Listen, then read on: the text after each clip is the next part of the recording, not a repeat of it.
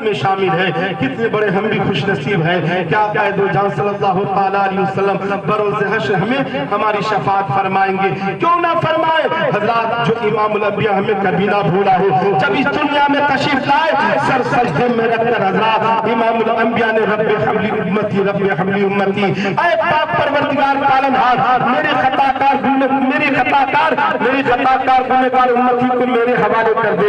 حضرات جو امام الانبیاء ہمیں اس دنیا میں آنے کے وقت یاد کیا ہے موجود نہیں. پل صراط قائم ہوگا، پل صراط کے قریب سر سجدے میں رکھ کر کے امام الانبیاء فرمائیں گے رب سلم امتی رب سلم امتی، اے پاک پروردگار پالنہار میری گنہگار امتی کو سلامتی سے گزار دے، میری گنہگار میرے خطا کار امتی کو سلامتی سے گزار دے.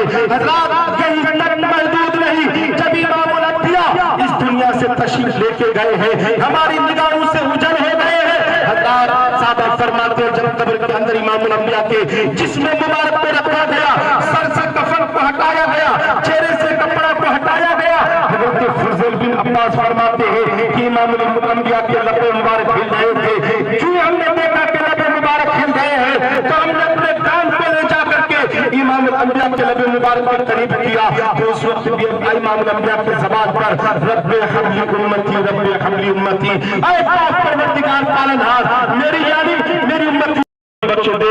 اے گنہگار امتی آقا دو جان صلی اللہ تعالیٰ علیہ وسلم نے آتے آتے ہمیں یاد کیا، دنیا سے گئے ہمیں یاد کیا، پھر صراط کے قریب رہ کر ہمیں یاد کریں گے.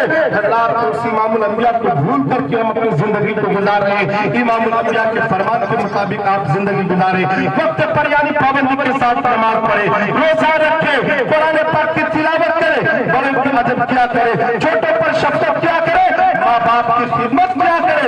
یہی باوی شریف کے معنی کا یہی پیغام ہے، اس پر عمل کرے پھر آپ کی زندگی ہے. اللہ رب العزت کی بارگاہ میں دعا ہے کہ مولا تبارک و تعالی ہم سب کو آقا دو جہاں صلی اللہ تعالی علیہ وسلم کی سنت پر ہمیں عمل کرنے کی توفیق و رفیق عطا فرمائے، دنیا کی ویات اور بری چیزوں سے تبارک و تعالی منفرد عطا فرمائے، حق بولنے حق پر چلنے کی توفیق رفیق عطا فرمائے. حضرات اگر مجھے کچھ بولنے میں غلطی ہوئی ہو، اگر آپ کے سننے میں غلطی ہوئی ہو، آئیے مل جل کر رب کائنات کے بارگاہ میں سچے دل سے توبہ استغفار کرے. استغفر اللہ ربی من کل ذنب و توب الیہ. کلمہ شریف آباد میں سارا مجمع پڑھے، لا الہ الا اللہ لا الہ الا اللہ لا الہ الا اللہ محمد رسول اللہ صلی اللہ تعالی علیہ وسلم. وآخر الدعوان الحمدللہ رب العالمین. السلام علیکم. عرش و کرسی جھک کے تسلیم احمد کے لیے اٹھ کھڑے مومن تعظیم.